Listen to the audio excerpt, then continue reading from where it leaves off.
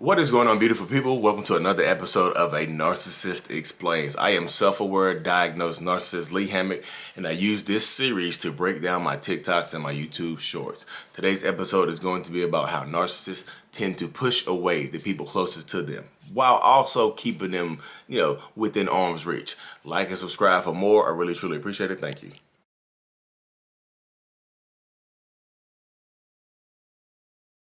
So this right here is true when you're dealing with narcissists. Narcissistic people like to push away everybody that's close to us. And if you're new here, I'm a narcissist. I have narcissistic personality disorder. So as a narcissist, I want to protect myself at all costs. From being abandoned, from my biggest fears and things of that nature. So I need to protect myself at all costs by keeping everybody at arm's length. That's why a lot of people, when you get in relationships with narcissists, you would never ever really truly know who the narcissist is. Because they're always changing up their hobbies. They're always changing up their personality characteristics and things like that. Most narcissists, not all. Narcissists, intentionally sometimes and unintentionally sometimes push people away, but they don't let them go fully a lot of times. It's kind of like pushing you away, but grabbing you by the collar so you don't get away from them. You're far enough away from me where you can't hurt me, but I still have ownership of you, or you're still part of my life. And yes, a lot of narcissists think that they own you. So a lot of narcissistic people will intentionally withhold the things that you want in order to keep you from moving on and wanting more from that person.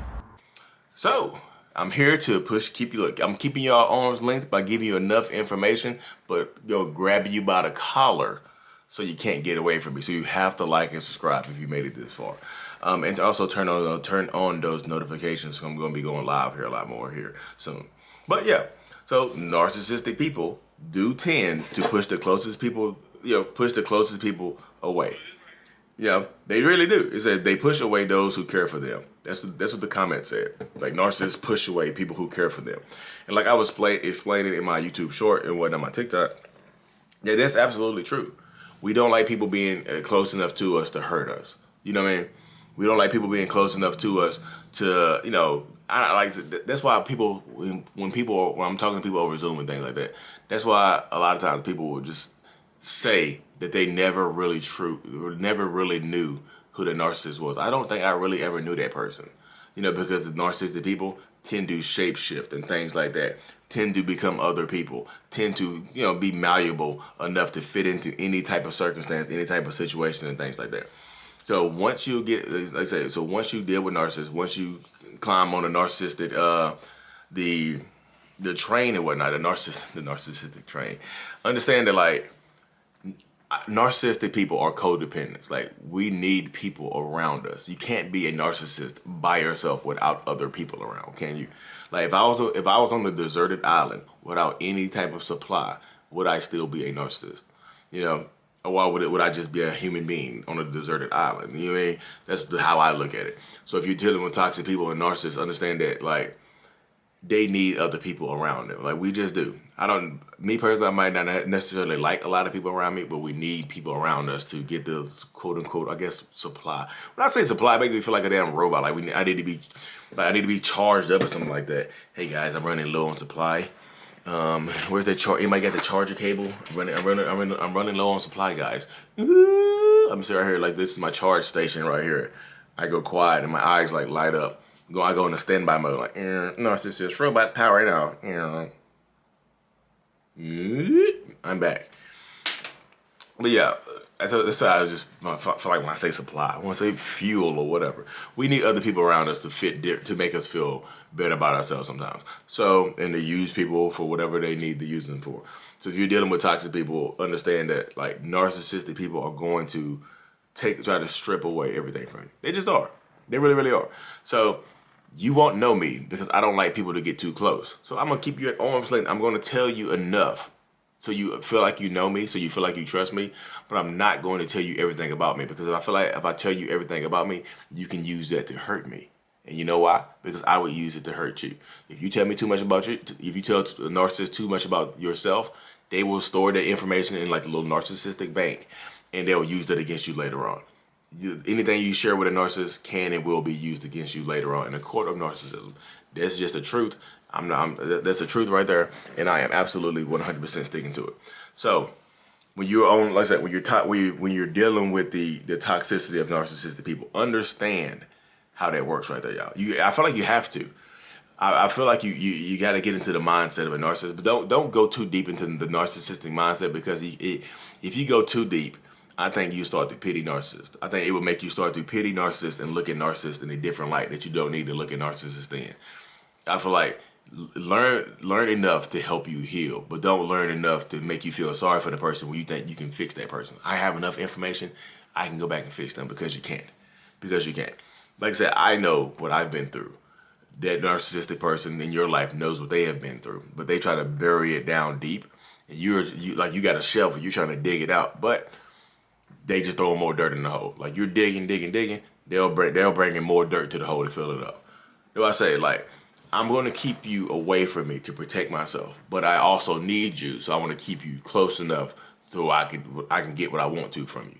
You know, that's why I described it as, you know, pushing you away. You know, pushing, like taking my arm, extending it, pushing you away, but also grabbing you by the collar to keep you close. So I'm like, stay away, but stay right here, stay within arm's reach. My arm there, Ashley. Is that Ash? No, that's not Ash. Is it Ash? I can't really tell. It's not Ash. It's the melanin popping from the studio lights. There you go. But like I said, just like that, I feel like you had to understand that, because like me personally, I just took the shout out to Raw Motivation. I just took the I think they pronounce the Enneagram test, and I got an Enneagram 3. Yeah, it's like the successful achiever. Well, pretty much I'm image conscious, so I project an image onto the world. It's pretty much like a narcissist. I project the image onto the world where people feel like they know me, but they really don't. And it's really true, because I protect myself. Like, you know, like even my online persona kind of falls into this whole video right here, because I tell people enough to feel comfortable with me. Like I tell people enough to make you, like I said, you think you know me. I tell a lot, honestly, but I don't tell everything, of course, because when you tell everything, it can be used against you later on. That's just factual information. You know what I mean? It really is. It's just factual information in the situation right there. It really, really is. You know, manipulator. I'm gonna, you know, you just put it out. So I put my information out into the world. Y'all take it in. You feel like you closer to me, but you don't know me. Cool. You know, just like that. That's pretty much the dynamics of, like, narcissists live like parasocial relationships, but in real life. Like, you know, you think you know us, but you don't. Even in real life. That's how it is. Y'all live parasocial relationships with narcissists in real life. And what I mean by parasocial relationships is, like, you see these people online, you think you know them. You know, when you see people online, like, let's say, who's an online character that a lot of people like? You see Beyonce, you're a fan of Beyonce. Or you're a fan of Linkin Park or somebody like Luke Bryan. You're a fan of that person. You're such a fan of that person, you feel like you have a real relationship with that person. Or you've been to that concert and they looked at you, or something like that. You just think you know this person for real, but you don't really know. You know, you develop this really, really, truly protective relationship with this person because you feel like you're defending a friend or a family member. That's how it gets with narcissistic people. It really does. And I'm not calling Beyonce a narcissist. I don't call people narcissists. I don't know. I can't diagnose anybody. You know, I point out the behaviors. I don't attack the person. You know, like I did Kanye West. But like I said, when you just, I feel like you do. You got to do that though, right there, right? Yeah.